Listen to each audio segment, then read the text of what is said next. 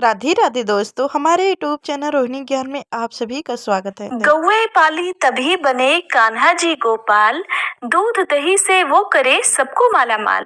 आप सभी को गोपाष्टमी की हार्दिक शुभकामनाएं।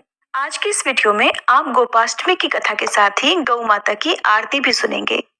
हमारे देश में गाय को माता के समान माना जाता है, उनकी पूजा की जाती है। ऐसी मान्यता है कि गौ माता में सभी देवी देवताओं का वास होता है।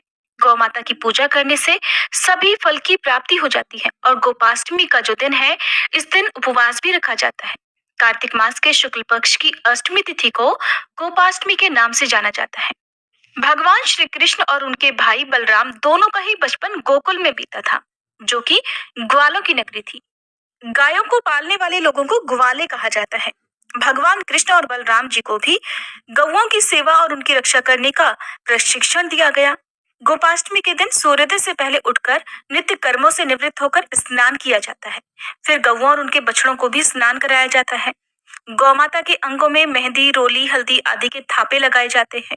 फिर गौओं को संपूर्ण रूप से सजाया जाता है।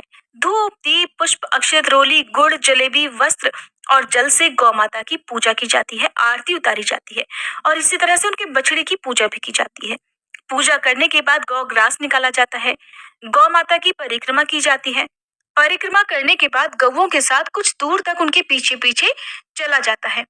ऐसा करने के पीछे मान्यता यह है कि आपकी सफलता के मार्ग खुलते चले जाते हैं। यदि आपके जीवन में आप कोई भी काम करते हैं, उसमें आए दिन बाधाएं आती हो, आप सफल नहीं हो पाते हो, तो गोपाष्टमी की पूजा करने से आपके रास्ते में, आपके काम में आने वाली सारी बाधाएं भी दूर हो जाती हैं। इस दिन गौ माता के साथ साथ अपनी सामर्थ्य के अनुसार ग्वालों को भी कुछ न कुछ उपहार अवश्य देना चाहिए।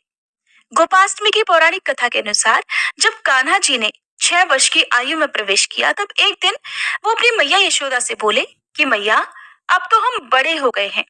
तो मैया यशोदा बोली, अच्छा लल्ला, अब तुम बड़े हो गए हो तो बताओ अब हम क्या करें। तो कान्हा जी कहने लगे, मैया, अब हम बछड़े चराने नहीं जाएंगे, अब हम बड़े हो गए हैं, इसलिए अब हम गाय चराएंगे। क्योंकि तब ऐसा होता था कि जो छोटे छोटे बालक होते थे, उन्हें बछड़े चराने का काम दिया जाता था। गौ माता बड़ी होती हैं, तो उन्हें चराने के लिए बड़ी आयु के ग्वाले ही जाया करते थे। कान्हा जी का गौओं के प्रति और बछड़ों के प्रति प्रेम तो सभी को पता था। कान्हा जी की बात सुनी तो मैया कहने लगी, अच्छा ठीक है, अपने बाबा से पूछ लेना। मैया के ऐसा कहते ही झट से कान्हा जी तो नंद बाबा से मिलने और उनसे पूछने के लिए ही पहुंच गए। बाबा के पास पहुंचे और बाबा से कहने लगे कि बाबा, अब से हम गाय चराने जाएंगे। बाबा ने सुना तो बाबा ने भी कहा, अरे लाला, अभी तो तुम बहुत छोटे हो, अभी तुम केवल बछड़े ही चराओ, जब बड़े हो जाओगे तो गौवे भी चरा लेना। लेकिन कान्हा जी कहाँ मानने वाले थे। कहने लगे, बाबा, अब से मैं बछड़े नहीं चराऊंगा, मैं तो गाय ही चराऊंगा। जब कान्हा जी नहीं माने, तो फिर बाबा बोले, अच्छा ठीक है लाला, तुम पंडित जी को बुला लाओ, वो गौचारण का मुहूर्त देखकर बता देंगे, फिर उसके बाद से तुम गौवे चराने जाने लगना। कान्हा जी को बस इसी बात का इंतजार था। बाबा के मुंह से हाँ सुनकर झट से पंडित जी के पास दौड़ कर पहुंचे और बोले, पंडित जी, पंडित जी, आपको बाबा बुला रहे हैं, गौचारण का मुहूर्त देखना है। और एक काम करना पंडित जी, आप आज का ही मुहूर्त बता देना। अगर आप ऐसा करेंगे ना, तो मैं आपको बहुत सारा माखन दूंगा।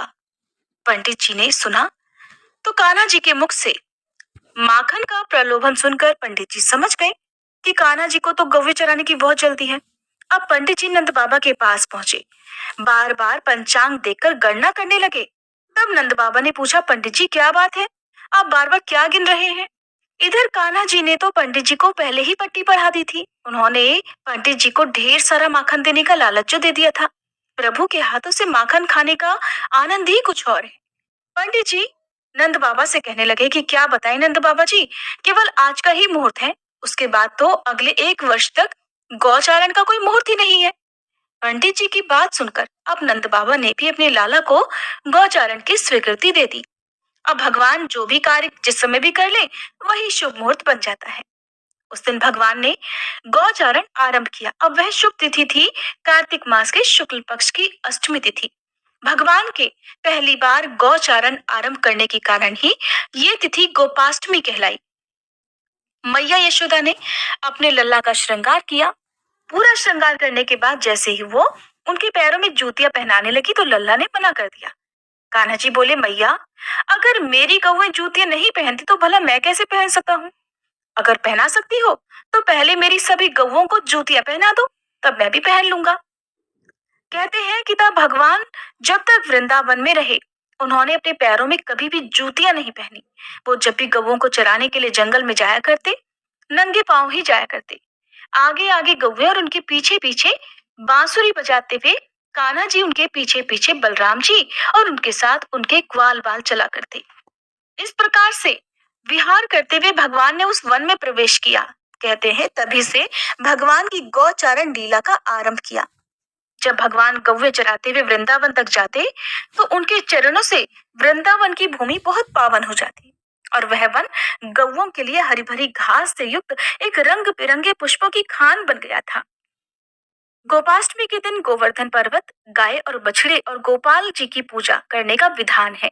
शास्त्रों में कहा जाता है कि जो भी व्यक्ति इस दिन गौओं को भोजन कराता है, उनकी सेवा करता है और शाम को गोधूली बेला में गौओं का पूजन करता है, तो उनकी सभी मनोकामनाएं पूर्ण हो जाती हैं और उनके साथ साथ कान्हा जी की कृपा भी उन पर सदा बनी रहती है। आज के दिन अगर श्यामा गाय को भोजन कराया जाए, हरा चारा खिलाया जाए, तो और भी ज्यादा अच्छा होता है। गाय को हमारे हिंदू धर्म में बहुत ही महत्वपूर्ण माना जाता है। हम गाय को गौमाता कहते हैं।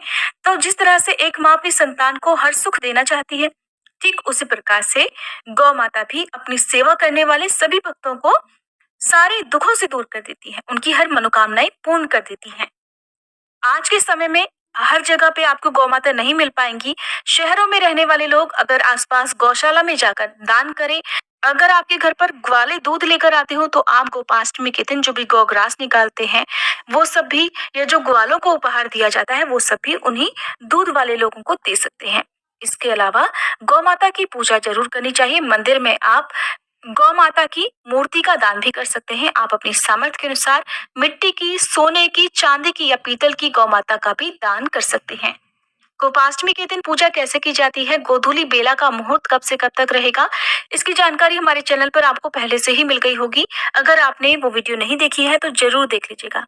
आपको ध्यान रखना है कि गोपाष्टमी के दिन आप भूल से भी बहुत ज्यादा ऑयली, बहुत ज्यादा तला भुना, जैसे कि बहुत सारी मात्रा में पूरियां वगैरह गौ माता को या बछड़े को ना खिलाएं। ये सब चीजें उनके स्वास्थ्य के लिए बहुत ज्यादा हानिकारक हो सकती हैं।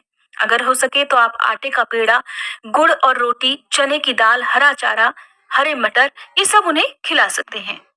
और गौ माता के चरणों की धूल परिवार के सभी सदस्यों को अपने माथे पर लगानी चाहिए। गौ माता की रक्षा करने का प्रण लेना चाहिए। जब भी गर्मी का मौसम आए उस समय यदि आपके आसपास से गौ माता जाती हो, बहुत से लोग अपनी गायों को ऐसे ही खुला छोड़ देते हैं, तो आप उनकी सेवा करने के लिए हरे चारे का और पीने के पानी का प्रबंध जरूर कर सकते हैं। ये थी गोपाष्टमी की कथा। अब सुनिए गौ माता की आरती। ओम जय जय गौ माता, मैया जय जय गौ माता। जो कोई तुमको ध्याता, जो कोई तुमको ध्याता, त्रिभुवन सुख पाता। ओम जय जय गौ माता। सुख समृद्धि प्रदायनी गौ की कृपा मिले, मैया गौ की कृपा मिले। जो करे गौ की सेवा, जो करे गौ की सेवा, पल में विपत्ति टले। ओम जय जय गौ माता। आयु ओज विकासनी जन जन की माई, मैया जन जन की माई। शत्रु मित्र सुत जाने, शत्रु मित्र सुत जाने, सबकी सुखदाई। ओम जय जय गौ माता। सुर सौभाग्य विधायनी, अमृत दुग्ध दियो, मैया अमृत दुग्ध दियो। अखिल विश्व नर नारी, अखिल विश्व नर नारी, शिव अभिषेक कियो। ओम जय जय गौ माता।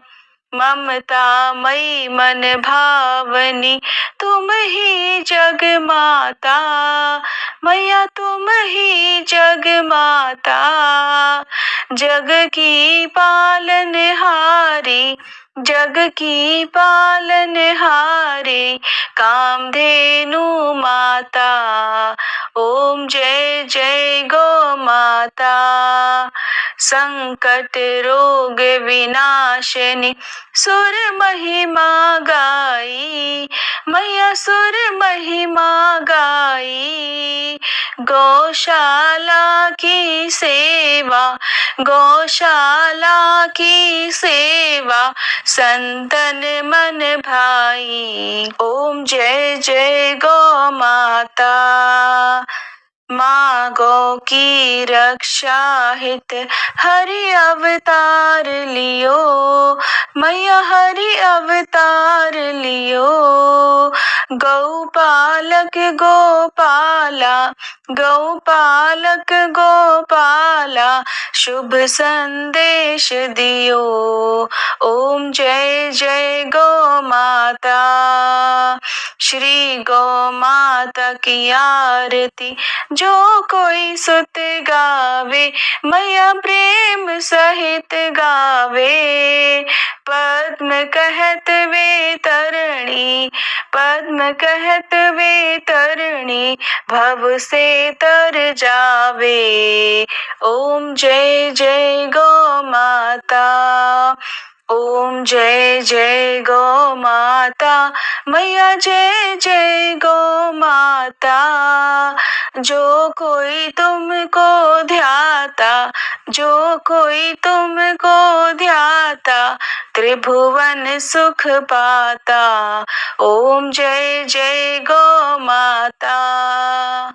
प्रेम से बोलिए गौ माता की जय। भगवान श्री कृष्ण की जय। उम्मीद है आज की ये वीडियो आपको पसंद आई होगी। अगर अच्छी लगी हो तो लाइक करके चैनल को सब्सक्राइब नहीं किया हो तो जरूर कर लीजिएगा, ताकि हमारे चैनल पर हर दिन अपलोड होने वाली वीडियोस की जानकारी आपको सही समय पर मिल सके।